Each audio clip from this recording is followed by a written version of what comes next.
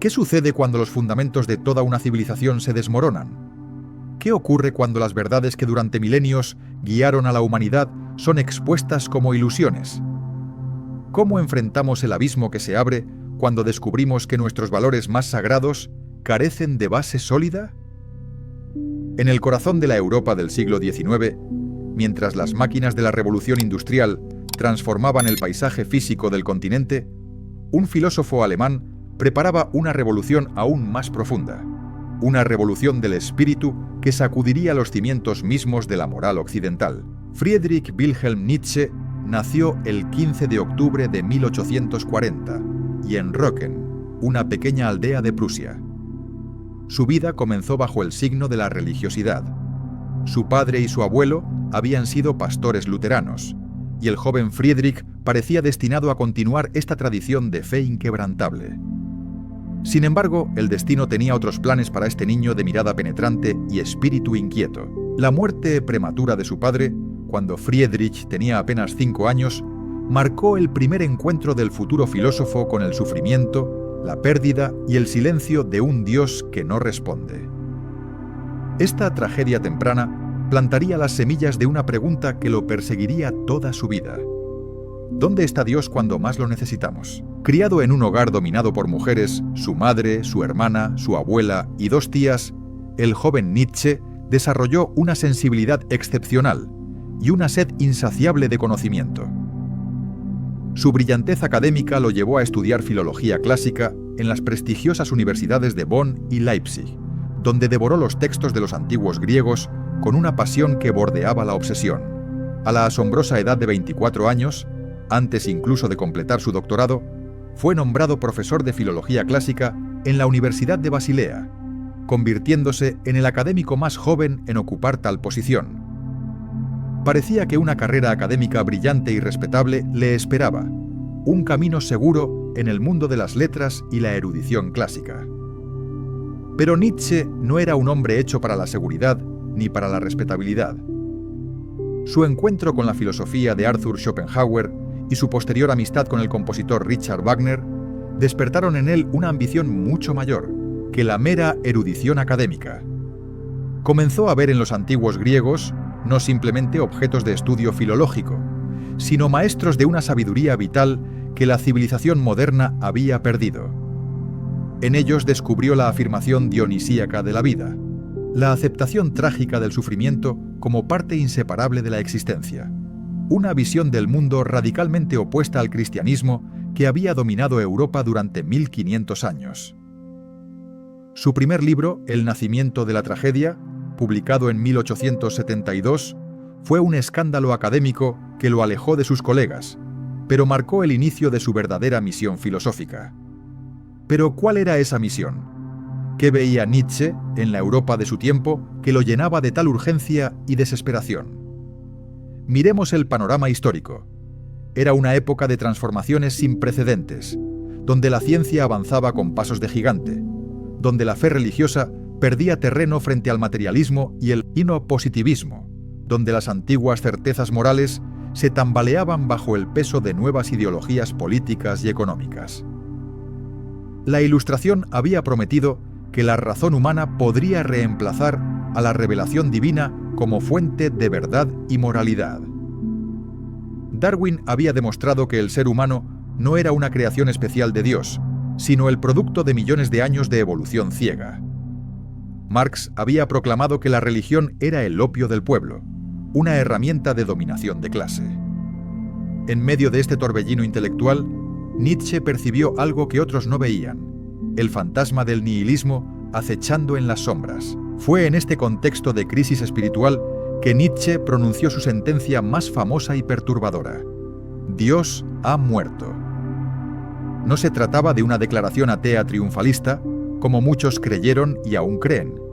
Era un diagnóstico, un grito de alarma, el reconocimiento de una catástrofe cultural que ya había ocurrido, aunque la mayoría de la gente aún no lo sabía. En su obra La Gaya Ciencia, publicada en 1882, Nietzsche pone estas palabras en boca de un hombre loco que corre por el mercado con una lámpara encendida en pleno día, buscando a Dios. Cuando los transeúntes se burlan de él, el hombre loco responde con un monólogo escalofriante. Dios ha muerto y nosotros lo hemos matado. ¿Cómo pudimos beber el mar? ¿Quién nos dio la esponja para borrar el horizonte entero? Pero, ¿qué significaba realmente esta declaración apocalíptica? Para entenderlo, debemos comprender qué representaba Dios en la cosmovisión occidental. No se trataba simplemente de una entidad sobrenatural en la que creer o no creer. Dios era el fundamento último de todo sistema de valores, el garante de la moral, la fuente de sentido y propósito en la existencia humana. Durante siglos, las respuestas a las preguntas más fundamentales de la vida procedían de la religión. ¿Qué es el bien y el mal? Dios lo define. ¿Cuál es el propósito de nuestra existencia? Glorificar a Dios y alcanzar la salvación eterna. ¿Por qué debemos comportarnos moralmente? Porque Dios nos observa y juzga, porque seremos recompensados o castigados en la vida eterna. Toda la arquitectura moral de Occidente se sostenía sobre este fundamento divino. Ahora imaginemos que ese fundamento desaparece. No de golpe, sino gradualmente, erosionado por siglos de racionalismo, ciencia y crítica filosófica. Este era el diagnóstico de Nietzsche. La modernidad europea había socavado sistemáticamente las bases de la fe religiosa, pero aún no había comprendido las consecuencias devastadoras de esta destrucción. La gente seguía comportándose como si los valores cristianos fueran verdades eternas e incuestionables, sin darse cuenta de que habían perdido su justificación. Era como vivir en un edificio cuyas columnas centrales han sido demolidas, ignorando que el colapso es inevitable. Nietzsche vio que Europa se dirigía hacia un abismo de nihilismo, hacia una época en la que nada tendría significado, en la que ningún valor podría reclamar autoridad absoluta, en la que la pregunta ¿por qué deberíamos hacer esto en lugar de aquello? Quedaría sin respuesta. La muerte de Dios, entonces, no era un motivo de celebración, sino una crisis existencial de proporciones cósmicas. Significaba que la humanidad tendría que reinventar la moral desde cero, encontrar nuevas fuentes de sentido sin recurrir a garantías trascendentes, crear valores sin el respaldo de una autoridad divina. Nietzsche no se conformaba con señalar el problema. En su aislamiento creciente, exiliado por problemas de salud, viviendo en pensiones modestas en Italia y Suiza, sufriendo migrañas devastadoras y problemas de visión, comenzó a forjar las herramientas conceptuales para enfrentar esta crisis. Si Dios ha muerto, si los valores tradicionales han perdido su fuerza, entonces debemos atrevernos a filosofar con el martillo, a destruir los ídolos falsos que nos mantienen encadenados a una moral decadente y reactiva. Pero, ¿de dónde viene esa moral que Nietzsche considera decadente? ¿Cómo se forjaron los valores que durante milenios la humanidad occidental consideró sagrados e inmutables? Para responder estas preguntas, Nietzsche se convirtió en un genealogista de la moral, excavando en los orígenes históricos de nuestras certezas éticas para revelar verdades incómodas que preferíamos mantener ocultas. Su crítica no se dirigía simplemente contra el cristianismo como doctrina religiosa, sino contra toda una forma de entender la vida, el sufrimiento y el valor humano. Veía en la moral tradicional algo que otros celebraban como el mayor logro de la civilización: la compasión, la humildad, el sacrificio, el amor al prójimo. Pero Nietzsche se atrevió a preguntar: ¿y si estos valores no surgieron de la bondad, sino del resentimiento? ¿Y si lo que llamamos virtud es en realidad una forma sofisticada de venganza de los débiles contra los fuertes? En las montañas de Sils Maria, donde pasaba los veranos buscando alivio para sus dolencias, Nietzsche contemplaba el lago y las cumbres nevadas mientras daba forma a ideas que harían temblar los fundamentos de la civilización occidental. Allí escribió Así habló Zaratustra, su obra más poética y profética, donde un antiguo sabio persa desciende de su retiro montañoso para enseñar a la humanidad cómo vivir después de la muerte de Dios. Las palabras fluían de su pluma con urgencia febril, como si presintiera que el tiempo se le acababa.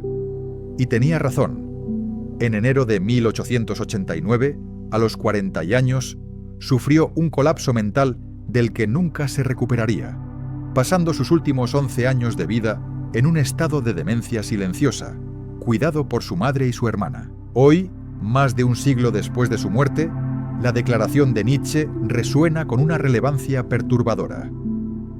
Vivimos en una época que parece confirmar su diagnóstico.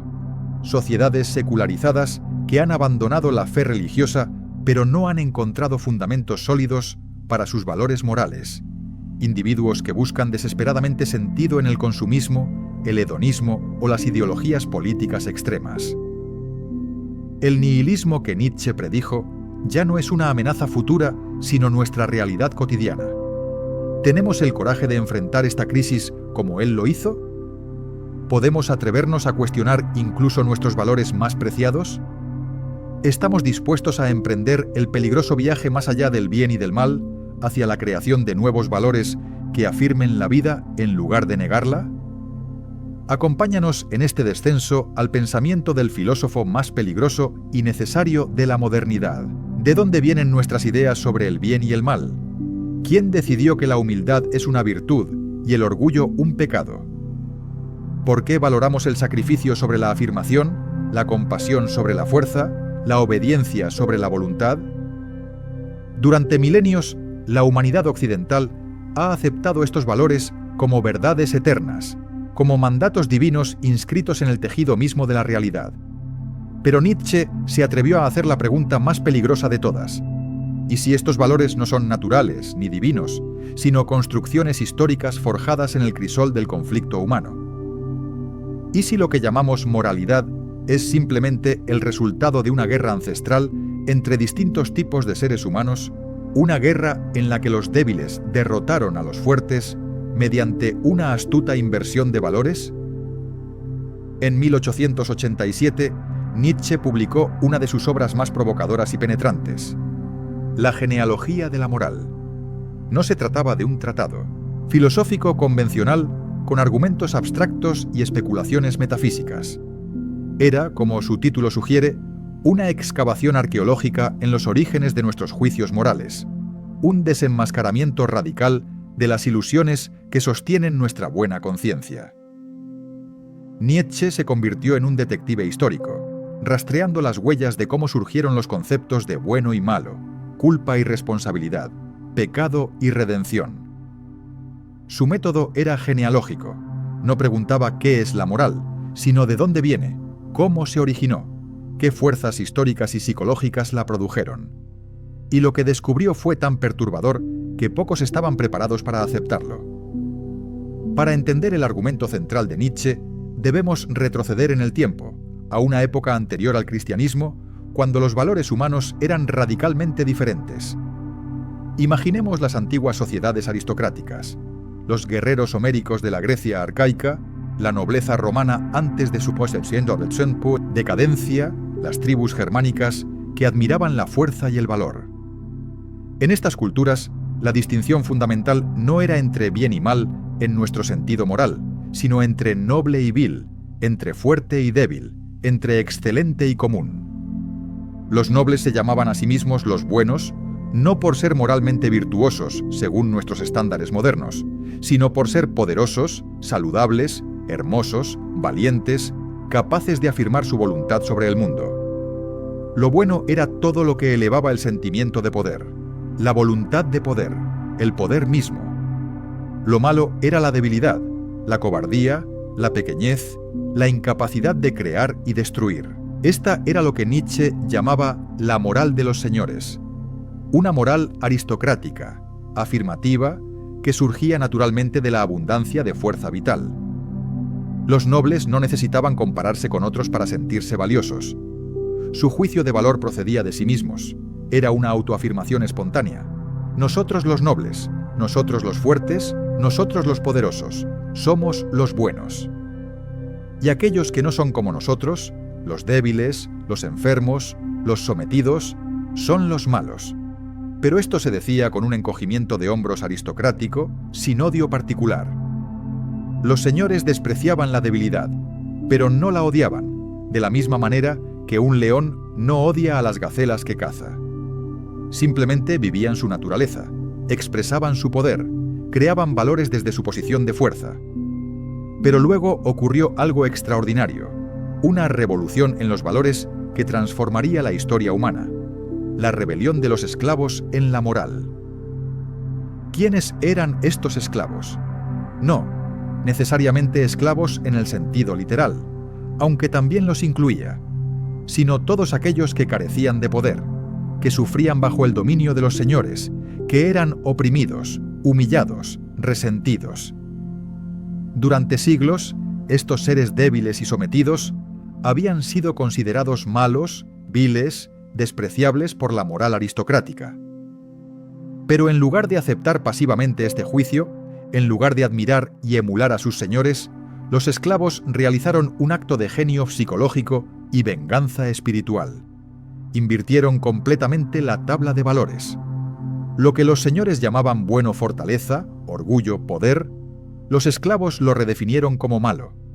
Y lo que los señores despreciaban humildad, obediencia, sacrificio, compasión, los esclavos lo elevaron a la categoría de virtud suprema. Esta inversión de valores no surgió de la fuerza, sino del resentimiento. Nietzsche introduce aquí un concepto crucial: el ressentiment, la palabra francesa que conserva matices que la simple traducción como resentimiento no captura completamente. El ressentiment es un veneno psicológico, un rencor impotente que fermenta en el alma de quien no puede actuar, que no puede descargar su odio directamente contra aquellos que lo oprimen. Los esclavos no podían enfrentarse físicamente a sus señores, no podían derrotarlos en batalla abierta, pero descubrieron un arma mucho más poderosa. Podían reinterpretar la realidad, podían convertir su debilidad en fortaleza moral, su impotencia en virtud, su sufrimiento en mérito para la salvación. Dirían: ustedes los fuertes son malos, violentos, pecadores. Nosotros los débiles somos buenos, puros, merecedores del amor de Dios. ¿Y dónde encuentra Nietzsche la expresión más completa de esta moral de esclavos? En el judaísmo antiguo y más aún en el cristianismo que surgió de él.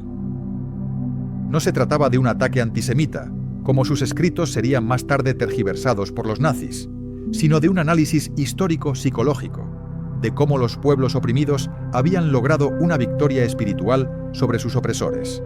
Los judíos, oprimidos por imperios tras imperios babilonios, persas, griegos, romanos, no podían derrotar militarmente a sus enemigos, pero transformaron su impotencia en superioridad moral. Inventaron la idea de que Dios favorece a los débiles, a los humildes, a los que sufren, que los últimos serán los primeros, que los mansos heredarán la tierra, que es más fácil que un camello pase por el ojo de una aguja que un rico entre en el reino de los cielos. El cristianismo llevó esta inversión de valores a su culminación. La figura de Cristo crucificado se convirtió en el símbolo supremo de esta nueva moral.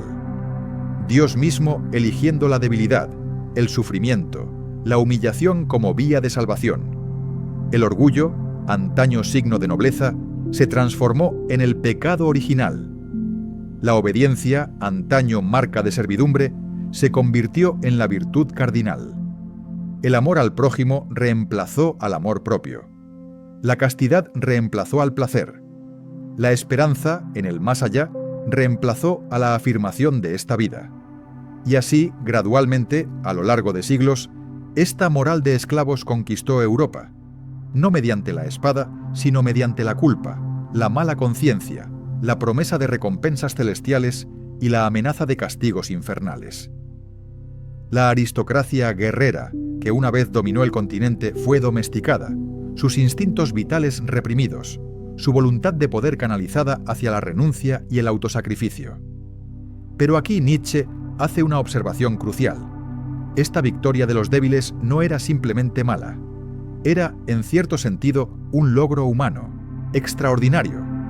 Los esclavos habían demostrado creatividad, astucia, profundidad psicológica. Habían espiritualizado su venganza, la habían elevado de un mero deseo de violencia física a una reevaluación completa de todos los valores. En este proceso, habían hecho al ser humano más profundo, más complejo, más interesante. La moral de esclavos había cultivado la interioridad humana, había creado la conciencia, había dado origen a la civilización tal como la conocemos. El problema no era que esta moral existiera, sino que había triunfado completamente, aplastando toda alternativa, y ahora, en la era moderna, cuando sus fundamentos teológicos se desmoronaban, nos dejaba en un estado de nihilismo y decadencia. Veamos la situación con claridad. La moral cristiana nos enseña a valorar la compasión, pero Nietzsche pregunta, ¿no es la compasión a menudo una forma de condescendencia, una manera de los débiles de arrastrarse hacia abajo a los fuertes? Nos enseña la humildad, pero ¿no es la humildad falsa a menudo una forma de orgullo invertido, una pretensión de superioridad moral? Nos enseña el autosacrificio, pero ¿cuántas veces el autosacrificio es simplemente cobardía disfrazada, una incapacidad de afirmar la propia voluntad? Nietzsche no argumentaba que la crueldad fuera preferible a la bondad, sino que nuestros conceptos de bondad y crueldad mismos estaban contaminados por 2 milenios de moral de esclavos. Necesitábamos cuestionar incluso nuestras certezas éticas más profundas. La genealogía de Nietzsche revelaba algo inquietante. Nuestros valores morales no son mandatos divinos ni verdades racionales, sino armas forjadas en conflictos históricos específicos. La moral no es descubierta sino creada. No es eterna sino histórica. No es objetiva sino perspectiva. Cada sistema de valores refleja los intereses, las necesidades, la voluntad de poder de cierto tipo de ser humano. Y si esto es cierto, entonces tenemos la libertad y la responsabilidad de crear nuevos valores, de superar la moral de esclavos que nos ha domesticado, de recuperar la capacidad de decir sí a la vida en toda su plenitud, con su crueldad y su belleza, su sufrimiento y su alegría. Pero ¿cómo logramos esto sin caer en la barbarie? ¿Cómo vamos más allá del bien y del mal sin perder toda brújula moral? ¿Es posible una nueva moral que afirme la vida sin negar la compasión? ¿Que celebre la fuerza sin glorificar la crueldad? Si Dios ha muerto, si nuestros valores tradicionales son construcciones históricas forjadas en el resentimiento, ¿qué nos queda? Nos hundimos en el nihilismo, en la desesperación de un universo sin sentido. ¿Abrazamos el cinismo y la amoralidad, haciendo lo que nos plazca sin brújula ni principios? Muchos interpretaron así a Nietzsche, viéndolo como un profeta del caos moral, un destructor que no ofrecía nada para reemplazar lo que demolía. Pero estaban profundamente equivocados. Nietzsche no era simplemente un crítico destructivo. Era un médico que diagnosticaba la enfermedad de la civilización occidental para prescribir una cura radical. La transvaloración de todos los valores, la creación de una nueva moral que afirmara la vida en lugar de negarla. Y en el corazón de esta visión revolucionaria se encontraban 3 conceptos que cambiarían para siempre nuestra comprensión de lo que significa ser humano: la voluntad de poder, el eterno retorno y el superhombre. Para entender estos conceptos, debemos sumergirnos en la obra más enigmática y poética de Nietzsche. Así habló Zaratustra. Escrita entre 1883 y 1885, durante los veranos que pasaba en las montañas de Sils Maria, esta obra no es un tratado filosófico convencional, sino un poema profético, una parodia bíblica, una sinfonía de ideas expresadas a través de parábolas, discursos y símbolos. Nietzsche eligió como protagonista a Zaratustra, el antiguo profeta persa fundador del zoroastrismo, porque según el filósofo alemán, había sido Zaratustra quien primero formuló la lucha moral entre el bien y el mal como fuerzas cósmicas. Ahora, milenios después, Zaratustra debía regresar para enseñar la superación de esa misma dicotomía que él había creado. Era una ironía deliberada, una inversión poética. Quien había dividido el mundo en luz y oscuridad, ahora vendría a mostrar que debemos ir más allá de esa división. El libro comienza con Zaratustra descendiendo de su montaña después de 10 años de soledad. Como un nuevo Moisés, un nuevo Cristo, un nuevo Buda, desciende para compartir su sabiduría con la humanidad. Pero a diferencia de los profetas antiguos, Zaratustra no trae mandamientos divinos ni promesas de salvación ultraterrena. Trae un mensaje perturbador. El ser humano es algo que debe ser superado. No somos el fin de la evolución ni la cumbre de la creación. Somos una cuerda tendida entre el animal y el superhombre, una cuerda sobre el abismo. Podemos caer hacia atrás, hundirnos en el nihilismo y la decadencia, o podemos elevarnos hacia adelante, convertirnos en creadores de nuevos valores, en afirmadores de la vida. Esta es la primera y más fundamental enseñanza de Zaratustra. El ser humano no es un ser, sino un devenir, no un hecho consumado, sino una posibilidad abierta. Pero, ¿qué impulsa este devenir? ¿Qué fuerza fundamental mueve la vida y la existencia? Aquí Nietzsche introduce su concepto más controvertido y malinterpretado: la voluntad de poder. No se trataba simplemente del deseo de dominar a otros, aunque eso pudiera ser una de sus manifestaciones. La voluntad de poder era mucho más profunda y universal. Era el impulso fundamental de todo lo viviente hacia el crecimiento, la expansión, la autosuperación. Cada célula que se divide, cada planta que crece hacia el sol, cada animal que lucha por sobrevivir y reproducirse, cada ser humano que busca mejorar su condición, cada artista que crea una obra maestra. Todos expresan voluntad de poder. Es el sí primordial a la existencia, el impulso a ser más, a devenir más fuerte, más complejo, más capaz. La vida misma es voluntad de poder, y negar esto es negar la vida. Nietzsche argumentaba que incluso los conceptos aparentemente opuestos al poder expresaban voluntad de poder de forma disfrazada. El asceta que renuncia a los placeres mundanos no está negando su voluntad de poder, sino ejerciéndola sobre sí mismo, demostrando su fuerza mediante el dominio de sus propios instintos.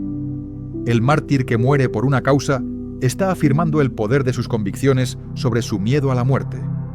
Incluso la moral de esclavos, con toda su aparente glorificación de la debilidad, era una forma de voluntad de poder, la venganza espiritual de los impotentes contra los poderosos.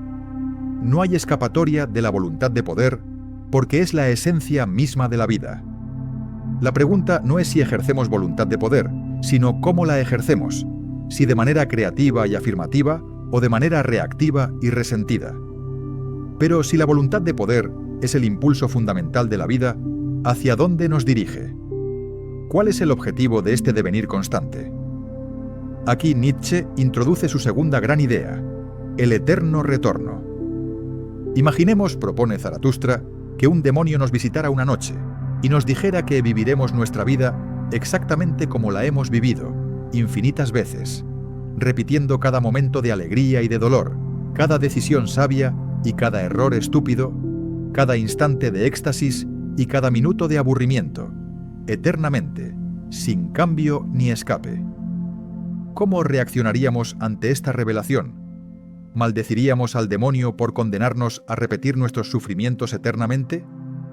¿O bendeciríamos su mensaje porque nuestra vida ha sido tan plena, tan significativa, que querríamos vivirla exactamente igual una y otra vez? El eterno retorno no era una doctrina cosmológica sobre la estructura temporal del universo, aunque Nietzsche jugaba con esa posibilidad. Era un experimento mental, una prueba existencial suprema. Nos forzaba a confrontar una pregunta brutal. ¿Amas tu vida lo suficiente como para querer repetirla eternamente? ¿O has vivido de manera reactiva, aplazando la verdadera existencia, consolándote con promesas de una vida futura mejor? La doctrina del eterno retorno era el martillo más pesado de Nietzsche contra la moral tradicional, porque toda moral que promete recompensas futuras, salvación eterna, karma positivo, progreso hacia un mundo mejor, necesariamente desprecia esta vida, este momento presente. El eterno retorno nos obligaba a amar la vida aquí y ahora, con todas sus imperfecciones, o admitir que hemos fracasado en la tarea fundamental de la existencia. Y esto nos lleva al tercer concepto central, el Übermensch, traducido frecuentemente como superhombre o sobrehombre. Este término ha sido quizás el más malinterpretado y tergiversado de todos los conceptos nietzscheanos. Los nazis lo apropiaron para justificar su ideología de superioridad racial, convirtiéndolo en un ideal biológico de pureza aria. Pero esto era precisamente lo contrario de lo que Nietzsche había imaginado. El Übermensch no era una raza superior ni un tipo biológico, sino un ideal espiritual y existencial. El ser humano que ha superado la necesidad de garantías trascendentes, que ha aprendido a crear sus propios valores sin recurrir a autoridades divinas o morales absolutas. Era el individuo que podía mirar al abismo del nihilismo sin parpadear y aún así decir sí a la vida. ¿Cómo se llega a ser ese superhombre? Zaratustra enseña las 3 metamorfosis del espíritu. Primero, el espíritu se convierte en camello. Aprende a cargar con los valores tradicionales, a soportar el peso de la moral heredada, a obedecer los mandatos del tú debes. Esta es la etapa de la obediencia y el deber, necesaria pero insuficiente. Segundo, el espíritu se transforma en león. Aprende a rugir yo quiero, a rebelarse contra los valores impuestos, a destruir los ídolos falsos que le impiden ser libre. El león conquista la libertad de rechazar, de decir no a todo lo que le han enseñado. Pero el león aún no puede crear nuevos valores. Para eso se necesita la tercera metamorfosis. El espíritu debe convertirse en niño. El niño es inocencia y olvido, un nuevo comienzo, un juego sagrado. El niño puede crear valores desde la afirmación pura, sin el peso del resentimiento o la rebelión. El niño dice sí a la vida por el puro júbilo de existir. El superhombre, entonces, no es un tirano que impone su voluntad sobre otros. Es el creador de valores que ha atravesado el desierto del nihilismo y ha encontrado fuentes de sentido en sí mismo. Es el artista de la propia existencia que moldea su vida como una obra de arte. Es el bailarín que ha aprendido a danzar sobre el abismo sin caer en él. Es quien puede amar su destino, incluso sus sufrimientos, porque comprende que todo es parte del único juego de la existencia. No es un ser perfecto sin debilidades, sino alguien que ha transformado incluso sus debilidades en fuentes de fuerza, que ha convertido su sufrimiento en sabiduría, que ha aprendido a reír de sí mismo con una risa divina. Nietzsche no pretendía que él mismo fuera el superhombre. Se veía como Juan el Bautista de este nuevo ideal, el heraldo que anunciaba algo que aún estaba por venir. Y sabía que el camino sería peligroso. Advirtió contra las interpretaciones erróneas, contra aquellos que usarían sus ideas para justificar la crueldad y el dominio. El león del mercado, las moscas venenosas, los predicadores de la muerte. Zaratustra tenía nombres para todos aquellos que traicionarían su enseñanza. El superhombre no surgiría de la afirmación de jerarquías rígidas o ideologías totalitarias, sino del coraje individual de cada ser humano para enfrentar el abismo del sinsentido y crear sentido propio. ¿Tenemos ese coraje? ¿Podemos convertirnos en los creadores que Nietzsche imaginó? ¿Estamos dispuestos a bailar sobre nuestras propias cadenas rotas? ¿Qué sucede cuando las ideas de un filósofo son tergiversadas hasta convertirse en lo opuesto de lo que pretendían? ¿Cómo rescatamos un pensamiento liberador que ha sido secuestrado por ideologías totalitarias? ¿Es posible limpiar las manchas de sangre que dictadores y fanáticos derramaron invocando el nombre de un pensador que nunca habría aprobado sus actos? La historia de la recepción de Nietzsche es una de las tragedias intelectuales más dolorosas del siglo XX. Sus ideas, diseñadas para liberar al individuo de las cadenas de la moral de rebaño, fueron retorcidas para justificar el nacionalismo más estrecho, el racismo más violento y el totalitarismo más brutal.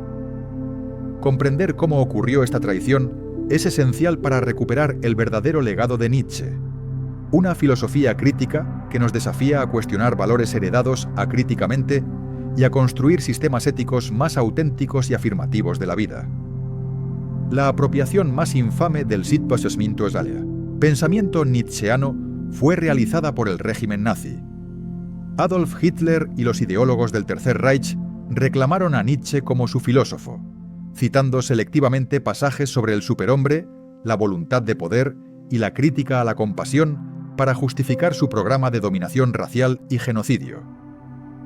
Presentaban al superhombre como el ario perfecto, la raza superior destinada a gobernar sobre razas inferiores. Interpretaban la voluntad de poder como justificación para la conquista militar y el imperialismo brutal. Leían la crítica nietzscheana a la moral de esclavos como un ataque al judaísmo que autorizaba la persecución y el exterminio. Era una distorsión monstruosa, pero tuvo consecuencias devastadoras. Durante décadas después de la Segunda Guerra Mundial, Nietzsche fue visto con sospecha, asociado en la mente popular con el fascismo y el genocidio. Pero cualquier lectura honesta de Nietzsche revela lo absurdo de estas apropiaciones. Nietzsche despreciaba el antisemitismo, rompiendo relaciones con su hermana Elisabeth y su cuñado Bernhard Förster, precisamente por sus ideas antisemitas. Consideraba el nacionalismo alemán como una forma de estrechez mental provinciana, prefiriendo identificarse como europeo o incluso como polaco por su supuesta ascendencia. Su crítica al Estado era feroz. Lo llamaba el más frío de todos los monstruos fríos, una máquina que destruye la individualidad y convierte a los seres humanos en rebaño. Lejos de glorificar la guerra por la guerra, Nietzsche admiraba la cultura, el arte, la filosofía. Era un espíritu demasiado refinado para celebrar la brutalidad sin propósito. El superhombre nietzscheano no era un conquistador militar, sino un creador de valores, un artista del espíritu que se superaba a sí mismo. Entonces, ¿cómo fue posible esta tergiversación? Parte de la culpa recae en Elisabeth Förster Nietzsche, la hermana del filósofo. Tras el colapso mental de Friedrich en 1889, Elisabeth se convirtió en la administradora de su legado literario. Nacionalista fervorosa y antisemita convencida, manipuló los escritos póstumos de su hermano, editando y reordenando fragmentos para crear una obra llamada La voluntad de poder, que presentaba a Nietzsche como protofascista. Cultivó relaciones con el régimen nazi, presentó personalmente los archivos de Nietzsche a Hitler y promovió activamente la interpretación nacionalista de su filosofía. Fue una de las mayores traiciones intelectuales de la historia, una hermana que prostituyó el legado de su hermano por ambición política y prejuicio ideológico. Solo décadas después, cuando los estudiosos accedieron a los manuscritos originales, quedó clara la magnitud de la distorsión. Pero la apropiación nazi no fue la única malinterpretación. Otros leyeron a Nietzsche como un profeta del nihilismo puro, un filósofo que nos invitaba a abandonar toda moral y vivir sin restricciones. Interpretaban su crítica genealógica de la moral como una negación de la ética misma, su declaración de que Dios ha muerto como una celebración del ateísmo militante, su concepto de voluntad de poder como un llamado al egoísmo desenfrenado. Esta lectura superficial ignora que Nietzsche no era un destructor sin propósito. Era un médico del espíritu que diagnosticaba enfermedades culturales para prescribir remedios. Criticaba la moral tradicional no porque toda moral fuera mala, sino porque la moral existente era decadente, reactiva, negadora de la vida. Su objetivo era crear una nueva moral, más sana y afirmativa. ¿Y cómo podemos nosotros, en el siglo XXI, leer a Nietzsche productivamente? ¿Cómo aprovechamos su crítica genealógica sin caer en el nihilismo o el autoritarismo? Primero debemos entender que su método no es destructivo, sino liberador. Cuando Nietzsche nos invita a cuestionar nuestros valores heredados, no nos pide que los abandonemos todos ciegamente, sino que los examinemos críticamente. ¿Este valor que profeso realmente lo creo porque lo he pensado profundamente? ¿O simplemente lo he heredado de mi cultura, mi familia, mi religión? ¿Este juicio moral surge de una afirmación genuina de la vida o de un resentimiento oculto? ¿Esta virtud que practico me hace más fuerte y vital o me debilita y reprime? Estas preguntas genealógicas son herramientas de autoconocimiento, no recetas para la amoralidad. Segundo, debemos recuperar el verdadero significado de la voluntad de poder como autosuperación, no como dominación de otros. La persona que expresa voluntad de poder en su forma más noble no es el tirano que subyuga pueblos ni el capitalista que explota trabajadores. Es el artista que domina su oficio, el científico que expande las fronteras del conocimiento, el maestro que inspira a sus estudiantes, el individuo que se enfrenta a sus propios miedos y limitaciones para convertirse en algo más. La voluntad de poder auténtica se dirige hacia adentro antes que hacia afuera. Es la energía que nos impulsa a crecer, aprender, crear, superarnos. Cuando Nietzsche habla de jerarquías, no se refiere a jerarquías sociales rígidas basadas en raza o clase, sino a jerarquías de excelencia individual. Algunos seres humanos simplemente han desarrollado más sus capacidades que otros, y esto debe ser reconocido y admirado. Tercero, debemos entender el amor fati, el amor al destino, como una forma radical de aceptación que no es pasiva, sino activa. Amar el propio destino no significa resignarse a las circunstancias o justificar el sufrimiento. Significa abrazar la totalidad de la existencia, incluido el sufrimiento, como parte de lo que nos hace quienes somos. Es la capacidad de mirar hacia atrás en nuestra vida y decir, sí, esto es lo que viví, con todos sus errores y triunfos, y no querría cambiarlo porque me ha convertido en quien soy. Es la diferencia entre la víctima que se lamenta perpetuamente de sus heridas y el guerrero que transforma sus cicatrices en símbolos de fuerza.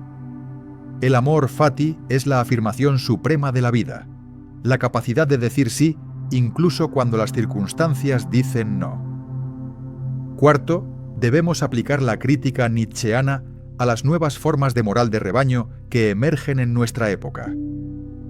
Nietzsche nos enseñó a detectar el resentimiento disfrazado de virtud, la venganza espiritual oculta bajo capas de moralismo.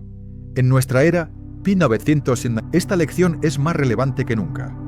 Encontramos moral de rebaño tanto en el fundamentalismo religioso, que impone sus dogmas mediante la culpa y el miedo, como en ciertas formas de activismo contemporáneo que practican una nueva moral de víctimas, donde el sufrimiento se convierte en capital moral y la acusación reemplaza al argumento. Nietzsche nos invita a cuestionar toda forma de pensamiento que busque homogeneizar, que castigue la excelencia individual, que celebre la mediocridad como virtud, que convierta el resentimiento en política. Entonces, ¿cómo construimos una ética afirmativa en el espíritu de Nietzsche? Primero, reconociendo que somos creadores de valores, no descubridores. No existe una tabla de valores grabada en piedra por Dios o la razón. Toda moral es humana, demasiado humana. Esto no significa que todo vale, sino que tenemos la responsabilidad de elegir conscientemente los valores por los que viviremos, examinándolos críticamente, probándolos contra la experiencia vital. Segundo, eligiendo valores que afirmen la vida en su plenitud. Valores que celebren la salud, la fuerza, la creatividad, el crecimiento, el júbilo, sin negar que el sufrimiento y la lucha son partes inevitables del proceso.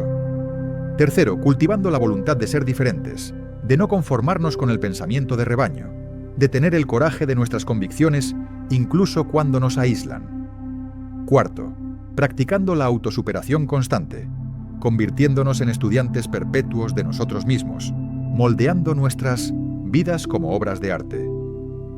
El legado verdadero de Nietzsche no son las apropiaciones distorsionadas de ideólogos y fanáticos, sino una invitación permanente a la libertad del espíritu. Nos desafía a despertar del sueño dogmático, a cuestionar incluso nuestras certezas más profundas, a tener el coraje de mirar al abismo sin parpadear. No nos ofrece consuelo fácil ni respuestas definitivas. Nos ofrece algo más valioso: las herramientas para pensar por nosotros mismos, para crear nuestros propios valores, para convertir nuestras vidas en experimentos nobles de autosuperación. En una época de conformismo masivo y pensamiento de rebaño, cuando algoritmos y redes sociales amenazan con homogeneizar el pensamiento humano, la voz de Nietzsche resuena con urgencia renovada. Atrévete a ser quien eres, atrévete a pensar peligrosamente, atrévete a bailar sobre el abismo. ¿Tenemos el coraje de responder a este llamado? Podemos convertirnos en los filósofos con martillo que nuestra época necesita, demoliendo ídolos falsos para construir nuevos horizontes de sentido.